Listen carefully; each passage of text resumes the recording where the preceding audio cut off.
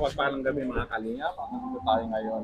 I-interviewin kung si Sagap TV guys. Ito yung talagang dito malalaman natin ang totoong buhay. Totoong kwento ng buhay ni J. Brad TV guys. At alam ko na ito siya, kasi sa kanya kung napanood, no, sa kanyang upload ng kwento po talaga kung paano talaga nagsimula ang isang J. Brad TV. So pakinggan natin ang kwento po ni J.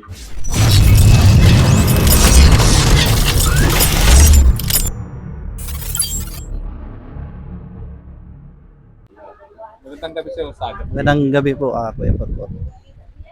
At so alam ko ikaw ang talagang napakatagal na kasama ni J. Brad. Opo. Ano ba ang totoong kwento no, ni J. Brad bago talaga siya naging isang Kalingap Kalinga, scouter and kasi ngayon ay kasama na ng Cables at siyempre meron na siyang Kalab team. Kalab team. Actually po, si J. Brad po, nakilala ko po yung si J. Brad nung maliit pa siya. Edad niya sa 10 taon, 10 years old. Almost 9 years na po nakakalipas since po 2015. So nung time na yun, ako po yung nagtatrabaho dati sa Kusina Conchita Restaurant dito sa Naga, yung tindahan ng mga lechon. So nung nawalan ako ng trabaho, time na yun, tapos nag-try na ba akong mag-apply ng trabaho, pero di ako natatanggap, di pa ako natawagan. So napilitan tayong yung maglako ng mga ulam. So doon sa karinderyang yun, doon nagtatrabaho yung mama ni J. Brad. Di ko pa kilala si J. Brad, doon nagtatrabaho yung mama ni J. Brad. Isa pong katulong doon po sa kusina. Doon ko po nakilala. So time na yon at siyempre nagkakilala na kami ng mama niya. Nagkausap-usap na din po kami. Tapos hanggang bumisita ako doon sa bahay nila kasi napag-isip ng mama niya na magluto na lang ng lumpia. So kumukuha din ako ng lumpia doon para i-distribute sa mga suki ko. So yan, yung mga bata kasi pagka mahilig sila sa mga kuya baga. Yes. Mahilig ka, kuya, ganyan. Pagkada pupunta ako doon, mamamahinga ako sa kanila. Upo, kuya, lapit yung mga bata. Unang-una diyan si Jero. Sa hindi po nakakakilala, yung tunay na pangalan ni J. Brad, Jero C. Bradesena. Ayun po yung tunay niya. Ayun po, doon hanggang naging close na po kami ni J. Brad simula pang bata pa. So sumama yan sa akin sa pagtitinda, paglalako-lako. Tapos nagtitinda na siya. Si J. Brad, madiskarte yan simula pa ng bata pa. Ganyan na po talaga kung ano pong nakikita nyo kay J. Brad. Yun na nga po. Yun yung personalidad niya. Oo, makulit po yun si J. Brad noon pa man. So, time na yon si J. Brad po, binuli yan po dun sa may gupitan ng barbero. So, yan. Sinundot yung mata ni J. Brad, ni Jero. Kasi nga, binubuli nga yung paninda ni J. Brad, kinukuha ng barbero, tinatago. Oh, so ngayon, napansin ni Jero na kulang yung paninda niya, binubuli, sinundot yung mata. Umiyak si J. Brad. Siyempre, mga bata ba, madaling umiyak. Tapos, ginawa ni Jero, magsusumbong daw siya sa mga magulang niya. Pagpunta doon sa bahay nila, sabi ng mama niya, ayan mo na. Tapos, sinabi doon sabi sa akin, ipasabi mo Kuya Russell na pupunta diyan yung magulang. Wala naman pumunta. Yung barbero hindi pumasok ng ilang linggo. Natakot. Tapos itong si J. Brad, makulit nga, tawang-tawa. Nakaganti si J. Brad. Ganun talaga si J. Brad. So, yan. Tapos hanggang lumaki si J. Brad at pumasok yan si J. Brad na bilang isang waiter sa Top C Terminal. Ano pa yan si J. Brad? Pumasok yan, 15 years old. Oh, napakabata. Napakabata. Ngayon, sabi ng amon nila na bawal daw ang minor de edad. Yes. Ginawa na lang paraan, sabi nga, mukha naman akong 18. Sige, basta ayan. Nagtatrabaho yan, gabi-gabi si J. Brad. Uwi sa bahay nila, puyat. Palaging puyat yan si J. Brad. So napakahirap po talaga ng buhay ni J. Brad noon. Isang tukarin po sila kasi yung papa niya constructor, nagtatrabaho sa construction. Talagang dumiskarte siya para makatulong sa pamilya. Para makatulong sa pamilya. So ayan po yung buhay ni J. Brad. And then po, paano ko po na encourage si J. Brad na maging vlogger. So, hindi man alam ni J. Brad yung vlogger na yan kasi napapanood niya lang noon, si Buscarepa, mga yan. Gumawa kami ng page noon, yung Taganaga Baga, katuwaan lang. Okay. Oh, si J. Brad yung palagi kong sinasabak doon sa channel ko, sa Ah, page. Pero hindi man kami nag-iisip na kikita kami. Kasi wala kaming alam kung may kita dyan, wala. Basta, ano lang, pang katuwa, pang pasaya. pampasaya ang katuwaan. So, yun, makulit talaga si J. Brad, bagay na bagay roon. So, yan. Hanggang in-encourage ko si J. Brad na gumawa ng channel. Hindi naman marunong maggawa yan. Paano yung YouTube niya yan? Yes. Yung una niya pong YouTube channel, Monggolode. Sinama ko yan nung unang first feeding namin. Kasama namin si Rabason sa Kipangyaw. Kasama namin sa unang feeding namin. Meron po si J. Brad, 7 subscriber. Ah, okay. Galing. Sabi niya, ayan po si Monggolode, subscribe niyo po kasi pipito lang po. Diyan ni J. Brad. Opo, 7 lang po yung ko. Dumagdag ng dumagdag. Masaya si J. Brad. 15 na yung subscriber ko. Oo. Yeah, isagap 15 na yung subscriber ko dumagdag. Tapos yun, may nag-comment doon na pangit daw yung pangalan ng Monggolode. So nag-isip kami, anong magandang pangalan? Sabi ko, alam ko na. Ano na lang, J. Brad. Anong ibig sabihin ng J. Brad? Jero, ang JJ, Jero. Ang Brad, Bradicena yung apelyido niya. Kaya kinumbay, naging J. Brad. Jero, Bradicena, J. Brad. Kaya naging J. Brad. Hanggang ngayon, yun ang ginagamit niya. So, kasama-sama ko yan ng, nag-vlog na. At pumunta ako kay Kila Kuya Bal. Alam mo yun, nag-batch 1 kami. Yes. Batch 1 kami. So, hindi pa nakakapunta si J. Brad, hindi pa nakakapunta sa Dait. Kasi nga, gusto niya makita si Kuya Bal. Kuya Bal. Oo. Tapos Kuya Russell, paano, makaano dyan? So, isama mo naman ako. Mahigpit doon. Sabi ko, bawal lang minor de edad kasi baga, COVID baga. Yes. COVID yun. Time na yun. So, sige. Tapos, kailangan gagawa pa ng certificate para makapasok doon sa Padaip. Dahil bukod pa dyan, may pa.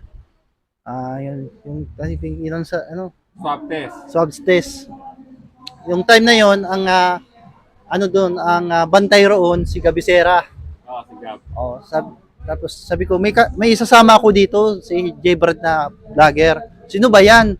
Di man kilala ni Gab. Sabi ko, kasama ko to pag pagbablog. Pakilala mo sa akin kung ilan na bang yung edad niya. Sabi ko, pa lang. Minor de edad pa lang. Nag-17 na siya. 17. Ay naku bro, bawal yan. Hindi tayo mapait. Nabigo kami makapasok dahil yung ililibing si Lola Damiana. Noon, may nag-positive sa amin ni isa, si Bebang. So, nabigo na naman siya, malungkot siya. Bakit hindi kami natuloy kay Kuya Bal? Excited si Jero. Ayun. Tapos na quarantine kami, pati kami nadamay kami kahit negative naman kami. Ayun. Tapos yun na nga, yung tapos ng quarantine, yung COVID, pumunta na si Jero, tapos nirecommend na namin ni Kalampitos. Kasama ko po si Kalampitos. Sabi ko, Kuya Bal, may gusto pong maging kalingap. Sabi ni Kuya Bal, sino ba yan? Si J. Brad TV. J. Brad, asan kasama mo? Tapos, hindi alam ni Kuya Bal, nasa harapan na, ayan ba? Bata pa. Sabi gusto mo rin sumali? Sumali na, yun. Tapos hanggang nakilala na si Kalinga Prab. Ayun na yun. Napakahirap po yung buhay ni J. Brad. Talaga po madiskarte po yun. Masipag po si J. Brad. Talagang gagawa ng paraan para makatulong sa magulang. Yung kanyang mga gamit pong pang-eskwela po ay dinidiskarte niyan. Hindi inaasa sa magulang. Ang goal niya kaya pumunta siya rito para makatulong. So nakakalungkot lang nung gusto niyang umuwi. Yung pamilya niya is talagang nalubog sa baha nung nakaraang Christine. Ayan. Tapos, alala si J. Brad kung kumusta na yung magulang niya, pamilya niya. Hindi niya makontak kasi nung time na yun, lubat yun eh. Ngayon, tapos, binisita ko doon sa bahay nila, kinamusta ko. Sa palaran akong puntahin yung bahay. Sabi ko, tao po, wala si ano. Tapos try namin sa Coliseum, andun yung pamilya ni J. Brad. Tapos umaasa lang sa rasyon ng gobyerno kung anong maibigay, yun din ang pagkain nila. Yung papa niya, hindi makapaghanap buhay. Wala talaga silang walang income. Tapos si J. Brad, wala din magagawa, kundi ako na lang nag-monitor. So napanood ni Kalinga Prab na ganito pala yung sitwasyon ni J. Brad na hindi pala alam ni Kalinga Prab na ganun pala yung sitwasyon. Nakita niya talaga na mahirap pala yung buhay ni J. Brad.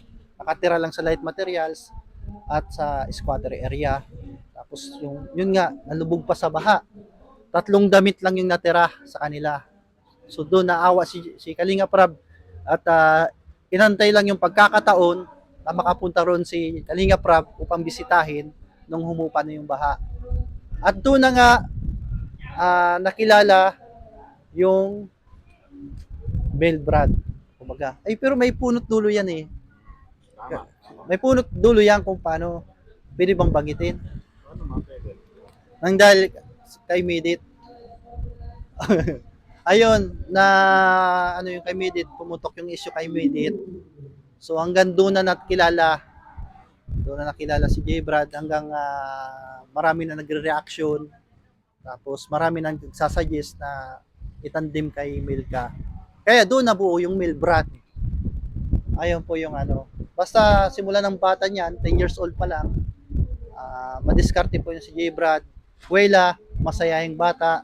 Hindi nila alam na mayroon pala siyang problemang pinagdadaanan. Kumbaga, pinipilit niya maging masaya, ayaw niyang ipahalata sa tao na siya ay may malungkot na karanasan. So, ibig sabihin talagang masayahin yung bata si J. Brad. Oo. Takol lang na makilala mo siya. Oh, masayahin talaga yan. Simula pang bata. Masayahin. Kung ano-ano lang yan, tapos nagdiskarte nga yung bata pa siya, 10 years old pa lang yan. Nung piyesta doon sa amin, Peña Francia, yung libreng mineral water, tinanggal niya yung anong ginawa niya, ibininta niya. Sabi niya, Kuya Racilo, may pera ako. So, talagang grabe, no? Oo. Effort siya, ibig sabihin si J. Brad talaga, yung talagang lumalaban sa hamon ng buhay. Lumalaban sa hamon ng buhay. Pagkabata niya, no? Hindi natin naikwento kung ano. Oo. Ayan, no, mga kalingap, grabe talaga ang kwento ng ni J. Brad TV. Kaya guys, no, sa mga viewers, subscriber, kalingap netizens, kalingap supporters, no? At siyempre, tulungan natin, supportahan natin ang Melbourne. Siyempre, ganun din si Sagap TV. Sagap guys, TV sa mga po. hindi pa po subscribe no kay Sagap TV guys. At dito abangan niyo po sa aking channel itong video to dahil talagang grabe nakaka-inspire naman no. Nakaka-inspire tong kwento ni J. Brad no. Para siya nagsimula hanggang sa ngayon medyo nakikilala na siya Nakikilala na. top team na siya pero yung pagiging makulit niya na andun pa rin no. Oo. Tama yung sinabi ni Sagap TV. Ako nga masaya ako sa narating ni J. Brad. Sabi ko, someday sana maging katulad sila nila Ido, nila Jomcar. Sabi ko, yun din ang pinapanalangin ko, naging successful din si J. Brad. Sabi ko, kahit siya na yung mauna na maging successful, at least masaya ako kasi para na din akong nagtagumpay rin. Kasi kasama ko siya eh. Ayun. No, Sagap TV. Maraming salamat at Apo. binahagi mo yung totoong kwento ng buhay ni J. Brad TV guys. So, ayan mga kalingap, muli ako kumakatok sa inyong mga puso.